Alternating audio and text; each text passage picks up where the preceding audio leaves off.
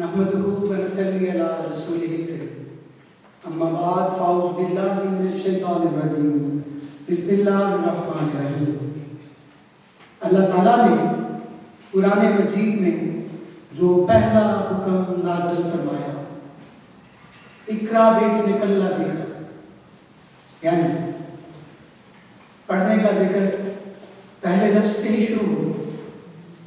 اب ہم یہ سوچیں گے کہ آج کا جو موضوع ہے وہ کیا ہے۔ آج مجھے جس موضوع پر اپنے خیالات کا اظہار کرنا ہے وہ ہے مطالعہ کتب۔ اگر ہم اس اللہ تعالیٰ کے اس احکام اچھے سے سمجھیں تو حضرت صلی اللہ علیہ وسلم اور ان کے بعد ان کے عاشق صادق حضرت اقدس مسیح موعود علیہ السلام کی تعلیمات کو اور جماعت کے خلفاء کو ہمیں اگر سمجھنا ہے تو ہمیں مطالعہ کتب کی اہمیت کو سمجھنا ہوگا۔ آج کے اس دور میں جب ہر طرف بیرا روی کا ہر انسان نہیں تو بہت زیادہ تعداد اس کا شکار ہے، لیکن اب ہم اس بیرا روی سے کس طرح جو ہے اپنے آپ کو مطالعہ کتب کی طرف لا سکتے ہیں۔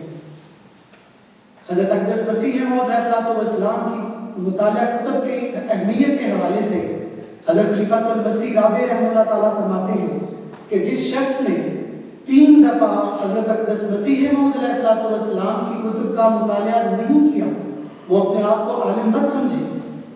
اسی طرح آج کے دور میں اگر ہم یہ سمجھتے ہیں کہ ہمیں تمام دنیا کو احمدیت اسلام کے جھنڈے تلے لے کر آنا ہے تو اس کے لیے بہت ضروری ہے کہ ہماری اپنی تربیت، اور اپنی تربیت کے لیے کیا ضروری ہے؟ اپنی تربیت کے لیے بہت ضروری ہے کہ ہم اپنے اندر ایک وسیع علم رکھتے ہیں۔ اور وسیع علم کیسے آئے؟ وسیع علم تبھی آ سکتا ہے جب ہم مطالعہ کتب کریں گے۔ اگر آج کے دور میں ہمیں ظاہری اور روحانی ترقی اگر حاصل کرنی ہے، آج کے دور میں اگر ہمیں اپنی نسلوں کو بچانا ہے، آج کے دور میں ہمیں اگر خدام الاحمدیہ، انصار اللہ، اطفال الاحمدیہ، لجنہ معاملات، ہر بنیادی ذیلی تنظیم کو اگر بچانا ہے تو مطالعہ کتب کی اہمیت کو سمجھنا ہے۔ اگر ہم نظر دوڑا کے دیکھیں تو روحانی خزائن، اس سے پہلے ہمارے لیے خدام الاحمدیہ کے لیے رسالہ تشخیص الاذان، خالد، انصار اللہ، اور اب رسالہ الفضل انٹرنیشنل جو کہ ہمارے موبائل کے اوپر آ جاتا ہے، اس سے ہم کتنا جو ہے وہ فائدہ اٹھا سکتے ہیں۔